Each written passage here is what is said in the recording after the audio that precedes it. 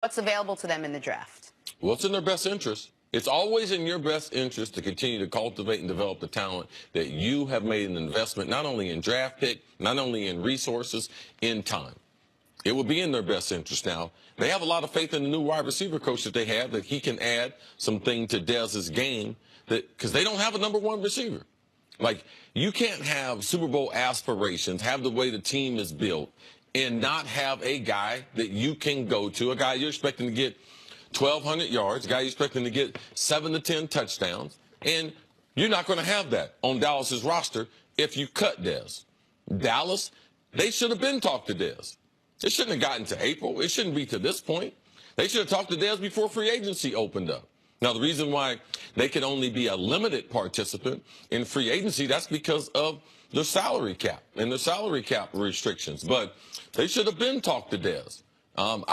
This is not a conversation I would be wanting to have with an owner, you know, where people have talked about it in the media. Oh, he needs to take a pay reduction, and it's going back and forth, back and forth. Typically, these meetings don't go well for the player. I want to ask you a hypothetical question, so please indulge me on this, because I want to know what you think would happen in this scenario. Jerry meets with Dez and Dez's agent.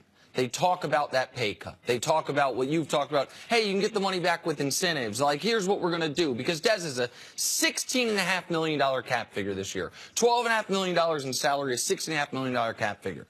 And if Dez and his agent flatly say, no, not a dollar less, I am playing only under this contract, your only other option is to cut me. That is it. If they will not give an inch, what would you do if you were the Dallas Cowboys? Start packing his stuff. You would? Yep.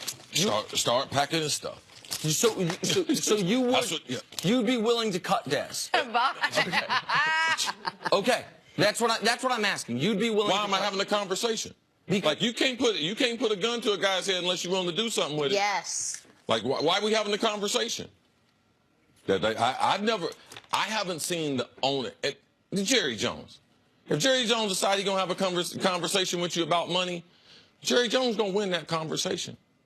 He's going to win that. And you talk about what leverage does Dallas have. What leverage does Dez have?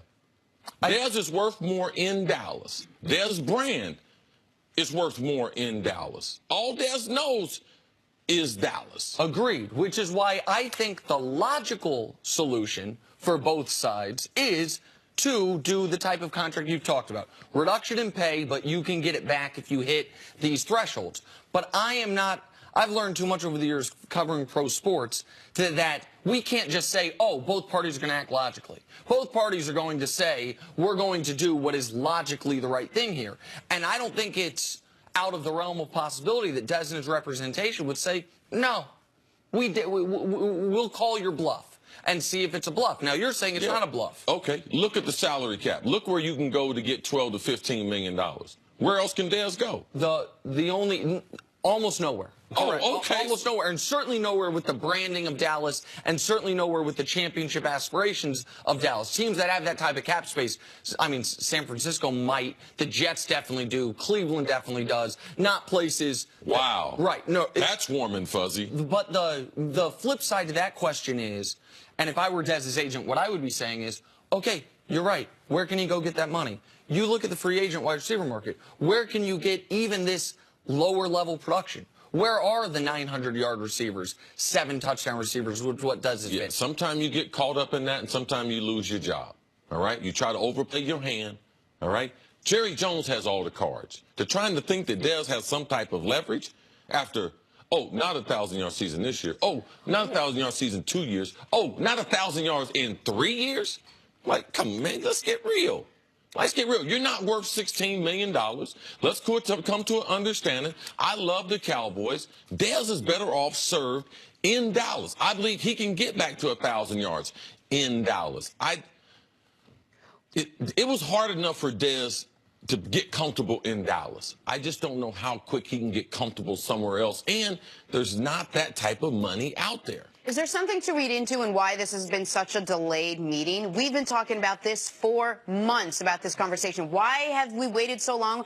If we know Jerry Jones and the Cowboys want him to take a pay cut, and we know Dez Bryant doesn't want to take a pay cut, We all know everything. Why are they waiting so long? I don't know if that's part of the play. Well, a couple of things have happened. Dallas went through the rest of their roster. They made some adjustments in contracts so that they could get under the salary cap, get more salary cap dollars.